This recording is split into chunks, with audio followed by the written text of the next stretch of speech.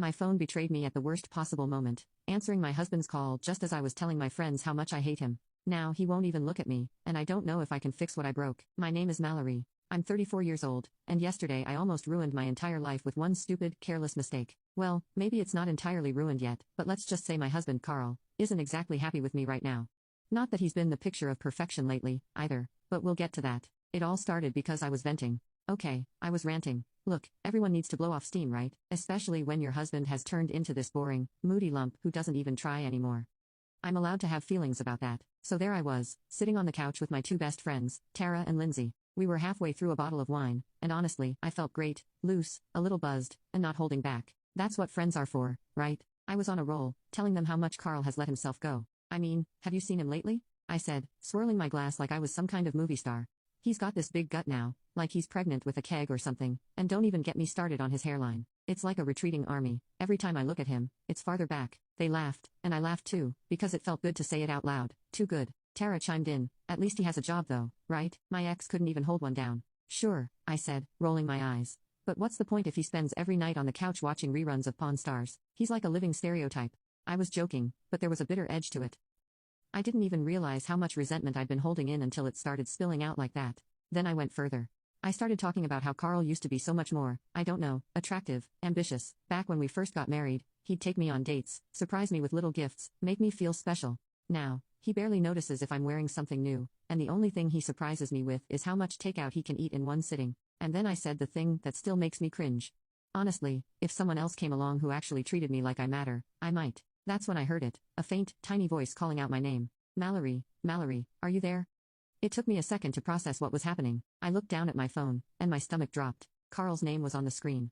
My phone had somehow answered his call, and he'd been listening this whole time. Oh my God, I whispered, scrambling to hang up, but the damage was done. My friends stared at me, mouths open, like they couldn't believe what just happened, and honestly, I couldn't either. For a moment I just sat there, frozen. My mind raced with a million thoughts at once. Did he hear everything? Was he still listening? And what was I supposed to do now? Call him back and try to explain? Pretend it never happened, throw my phone into the nearest lake, and start a new life under a fake name? Tara was the first to speak. Mallory, did he hear all of that? I don't know, I said, my voice shaky. I think so. I mean, he must have, right? He said my name. Lindy shook her head. Girl, you're in trouble. And she wasn't wrong. After a few minutes of panicked silence, I worked up the nerve to call him back. He didn't answer, which honestly made me feel worse. If he was angry enough to ignore me, then he must have heard enough to know I was talking trash about him. But how much did he really hear? Did he catch the part where I joked about leaving him for someone better? My stomach churned as I tried to piece it together. And then, because I'm me, I started trying to justify it to myself. I mean, was I really that wrong? Sure, maybe I shouldn't have said those things out loud, but they were true, weren't they? Carl has changed, and not for the better. It's not like I was lying or making things up to be cruel. I was just venting, letting off some steam. Everybody does that, right? Except this time, it wasn't just my friends who heard it. By the time I finally got Carl on the phone later that night, I was a nervous wreck. My hands were shaking, and I felt like I was going to throw up. When he answered, his voice was cold, and I could tell right away that this wasn't going to be an easy conversation. Mallory, he said, cutting me off before I could even say hello. I heard what you said. I swallowed hard. Carl, I don't, he snapped. Don't even try to explain it. I heard everything. His words hit me like a punch to the gut. Everything. Did that mean he heard the part where I said I hated him? The part where I joked about finding someone else? I wasn't serious, I blurted out, desperate to fix it. I was just venting. You know how I get when I'm with the girls. I didn't mean any of it. He laughed, but it wasn't a happy laugh. It was bitter and full of hurt. You didn't mean any of it? Really? So you don't think I'm ugly or fat or lazy? I didn't know what to say. I didn't know what to say because, honestly, I had meant some of it. Maybe not all of it, and maybe not in the cruel way it came out. But the truth was there, buried underneath the wine-fueled exaggerations and bitterness. But of course, I couldn't admit that to Carl, not outright. Carl, I was just frustrated, I said, my voice cracking a little. I wanted to sound apologetic, but not groveling. I still had my pride, even if it was teetering on the edge. I've been feeling overwhelmed, and I said some things I shouldn't have. It wasn't fair and I'm sorry. There was a long pause, too long.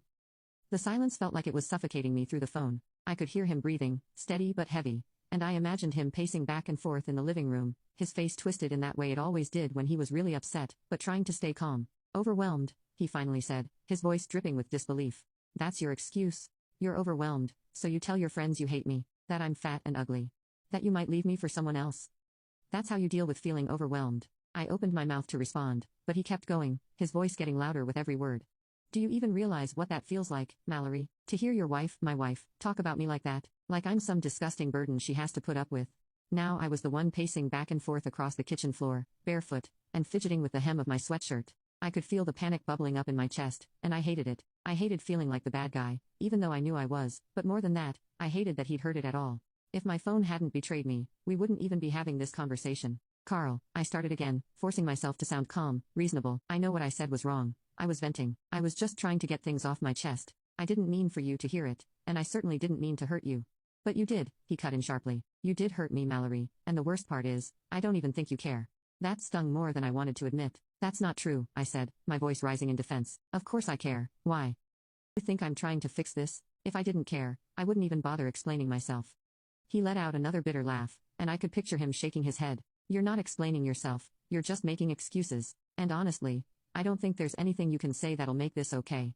The words hit me like a slap, and for a moment, I felt something close to real remorse. But then, as quickly as it came, it twisted into anger. Because wasn't he part of the problem too? Sure, I'd said some terrible things, but they didn't come out of nowhere.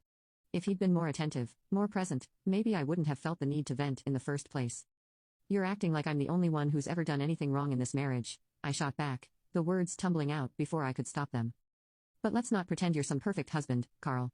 You've let yourself go, you barely talk to me anymore, and half the time I feel like I'm living with a roommate instead of a partner. As soon as I said it, I knew it was a mistake. I could hear it in the sharp intake of breath on the other end of the line, the way his silence suddenly felt colder, heavier. Wow, he said finally, his voice quiet but deadly. You really don't get it, do you? Don't get what? I snapped, defensive now. That I'm not happy. That I'm tired of feeling ignored and unappreciated? I'm sorry if the truth hurts, Carl, but maybe you should think about why I feel this way instead of just blaming me for everything.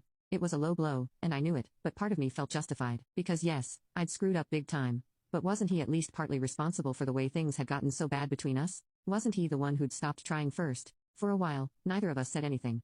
The silence stretched on, thick and unbearable, and I could feel the tears prickling at the corners of my eyes. I wasn't even sure why I was crying. Was it guilt, frustration, fear, maybe all of it at once? When Carl finally spoke again, his voice was calmer, but it didn't make me feel any better. If anything, it made me feel worse. I'm not going to argue with you, Mallory, he said. I'm too tired for that, but I'll tell you this. You can blame me all you want, but nothing excuses what you said tonight. Nothing. And with that, he hung up. I stood there for a while, staring at the phone in my hand, the screen still lit up with the call log. I felt numb, but underneath the numbness, there was something else. A flicker of anger, maybe, or resentment. Because as much as I hated myself for what I'd said, I hated him a little too, for hearing it. For making me feel like I was the only one at fault for everything. By the time I went to bed, Carl still wasn't home. I lay there in the dark, staring at the ceiling, my mind racing with everything that had happened. And for the first time, I started to wonder if we were even going to make it through this. But then again, wasn't that his decision? He was the one who'd left me hanging. He was the one who refused to see his part in all of this. If he couldn't handle a little honesty, was that really my fault? The next morning, Carl still wasn't home. The side of the bed was untouched, cold, and I couldn't tell if that knot in my stomach was guilt, or just the dread of having to deal with the fallout. Part of me wanted to text him, maybe send a quick apology, and hope it would be enough to smooth things over. But another part of me, the stubborn part, felt like I shouldn't have to. Not until he acknowledged his part in this mess too. I dragged myself out of bed, and went through the motions of getting ready for the day. Coffee, shower, makeup, every little task felt heavier than it should have, like I was wading through molasses. I couldn't stop replaying our argument in my head, overanalyzing every word, every pause, every moment of silence, and no matter how I spun it, I couldn't decide if I was the villain in this story or just the scapegoat. By the time I sat down at the kitchen table with my coffee, my phone buzzed. For a split second, my heart jumped, thinking it might be Carl, but it was just a text from Tara. Tara, you okay? Did he come home? I stared at the screen, unsure how to respond. Was I okay? Not really. Did he come home? Obviously not. But admitting that felt like a defeat. So I typed back something vague. We talked. It was rough, but I think we'll figure it out. It was a lie, and I hated how easy it was to type. But I wasn't ready for anyone else to weigh in on what had happened. Not yet. Especially not Tara. She meant well, but she had a way of twisting things into drama, and the last thing I needed was more of that. The hours dragged on, and I kept myself busy with chores I'd been avoiding for weeks. Cleaning out the closet, scrubbing the bathroom tiles, even tackling the overflowing junk drawer in the kitchen. Anything to keep my mind off Carl and what he might be thinking, where he might be, and whether he was coming back. But no matter how hard I tried to distract myself, the thoughts kept creeping in. Was he sitting in his car somewhere, fuming? Was he at a friend's house, venting about me the way I'd vented about him? Or worse, was he at a bar, drowning his anger in whiskey and flirting with some woman who didn't call him fat and ugly behind his back? That last thought hit me harder than I expected. The idea of Carl being with someone else, even just in a fleeting, meaningless way, made my chest tighten. Not because I didn't think he'd do it, Carl wasn't the type, but because it forced me to confront something I'd been avoiding. I didn't want to lose him. As much as I'd complained, as much as I'd vented and ranted and nitpicked, the thought of him walking away for good was unbearable. By mid-afternoon, I couldn't take the silence anymore. I grabbed my phone and texted him, "Me, can we talk?" Minutes passed, then an hour. No response. I checked my phone obsessively, even though I knew he wouldn't answer right away. Carl wasn't the kind of guy who rushed into things, especially not emotional conversations. He liked to take his time, think things through. It was one of the things that used to annoy me about him, but now I found myself wishing he'd just pick up the phone and yell at me, if that's what he needed to do. Finally, just as the sun started to dip below the horizon, my phone buzzed. I nearly dropped it in my rush to grab it. "Carl, I'll be home tonight. We can talk then." The relief was immediate, but it was short-lived, because now I had to face him, and I had no idea what I was going to say. When Carl walked through the door later that evening, I was already sitting in the living room, waiting for him. He looked tired, more tired than I'd ever seen him. His shoulders were slumped, his face drawn, and he didn't make eye contact as he set his keys down on the counter. The sight of him like that made my stomach turn. I wanted to say something, anything, to break the tension, but the words caught in my throat. Finally he spoke. "Let's just get this over with." It wasn't exactly the warm opening I'd been hoping for, but I nodded and gestured for him to sit. He didn't. Instead, he stood there, arms crossed, looking down at me with an expression I couldn't quite read: hurt, anger, disappointment, maybe all of it at once. "I've been thinking," he said, his voice calm but firm, "and I need to know one thing before we go any further." I swallowed hard. "Okay, do you really hate me, Mallory?" he asked, his voice breaking just slightly on the last word. The question hung in the air, heavy and suffocating, and for once, I didn't have an immediate answer. Because no, I didn't hate him, but I hated parts of him, the parts that made me feel ignored, overlooked, unimportant. And I hated the way those feelings had festered inside me, turning into resentment that spilled out in the worst possible way. "No," I said finally, my voice barely above a whisper. "I don't hate you, Carl. I swear I don't, but I've been unhappy, and instead of talking to you about it, I took the easy way out. I complained to my friends, and I said some awful things I didn't mean. I'm sorry for that, truly." He stared at me for a long time, and I could see the wheels turning in his head. He was weighing my words, trying to decide if they were enough, if I was enough. "I appreciate the apology," he said finally, "but it doesn't change what you said, and it doesn't change how I feel right now." "I know," I said quickly, desperate to keep him talking, "but I want to fix this, Carl. I really do. I need you to meet me halfway." His brow furrowed, and I could tell he didn't like that. "Meet you halfway," he repeated. "Mallory, do you even realize what you're asking for after everything you said about me?" Carl's words hung in the air like a challenge, and I knew he wasn't wrong. Asking him to meet me halfway probably sounded ridiculous after everything I'd said about him. But what was I supposed to do? Take all the blame and grovel at his feet? That wasn't me. I'd apologized, hadn't I? I'd admitted I was wrong. That should count for something. I took a deep breath, trying to steady my nerves. "I know I hurt you, Carl, and I know I can't undo that, but I'm trying to be honest here. Things haven't been great between us for a while, and maybe I handled that the wrong way. But I can't fix this alone. We both have to work on it." His expression didn't soften, but I could see the conflict in his eyes. He wanted to believe me, I could tell, but he wasn't ready to let go of his anger just yet. "Work on it," he said, his tone almost mocking. "You really think this is something we can just work on after what you said? After you told your friends I'm fat and lazy?" He cut himself off, his jaw tightening. "I don't even know if I can look at you the same way anymore." That stung more than I wanted to admit, but instead of backing down, I felt myself bristle. "Oh, come on, Carl," I said, my voice sharper than I intended. "You act like I committed some unforgivable crime." "Yes, I said some horrible things, but you're not exactly blameless here. You've let this marriage coast for years. You stopped trying long before I did." His eyes widened, and I could see the anger bubbling up in him again. "Again? Don't you dare try to put this on me," he snapped. "I might not be perfect, but I didn't sit around trashing you to my friends, Mallory.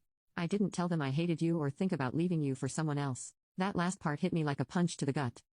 I hadn't even realized he'd caught that part of the conversation, and now there was no hiding from it. My face flushed, and for a moment, I couldn't even meet his eyes. "I wasn't serious," I said weakly. "It was just a stupid offhand comment. I wasn't actually going to." "It doesn't matter," he cut me off.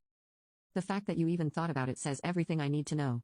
His words left me reeling, and for a moment, I didn't know how to respond because deep down, I knew he was right. Even if I hadn't been serious, even if it was just a fleeting thought, the fact that it had crossed my mind at all spoke volumes about where we were as a couple and where I was as a person. But I wasn't ready to give up, not yet. "Carl," I said softly now, "I know I've made mistakes, big ones, and I know I've hurt you, but I don't want to lose you. I don't want us to end like this." He shook his head, his expression unreadable. "I don't know if that's enough anymore, Mallory. I don't know if I can trust you or if I even want to try." The words hit me like a slap, and for a moment, tears welled up in my eyes, but I blinked them back, refusing to break down in front of him. "So that's it?" I said, my voice trembling. "You're just going to give up on us after everything we've been through?" He sighed, running a hand through his hair. "I don't know what I'm going to do," he admitted. "But I need time, Mallory. I need space to figure out if this is even worth saving." The finality in his voice sent a wave of panic through me, and while part of me wanted to grab him, hold him, beg him not to leave, I didn't. Something in his expression stopped me, the way his shoulders sagged, the way he wouldn't meet my eyes. He was hurt deeply, and no amount of pleading would fix that right now. So I nodded, swallowing the lump in my throat. Okay, I said quietly. Take all the time you need, but please just don't give up on us completely. He didn't respond. Instead, he grabbed his keys and walked out the door, leaving me alone in the silence of our too big, too empty house. I sat there for what felt like hours replaying the conversation in my head, over and over again. And as much as I wanted to blame him for being distant, for letting himself go, for not meeting my emotional needs, I couldn't shake the nagging thought that maybe, just maybe, this was my fault, at least most of it. But even then, as I sat there wrestling with my guilt and fear, another part of me refused to let go of my pride because admitting I was wrong, truly wrong, meant facing parts of myself that weren't ready to deal with. My impulsiveness, my selfishness, my inability to take accountability, and that was scarier than losing Carl. The house was quiet, too quiet, and for the first time in years I felt truly alone.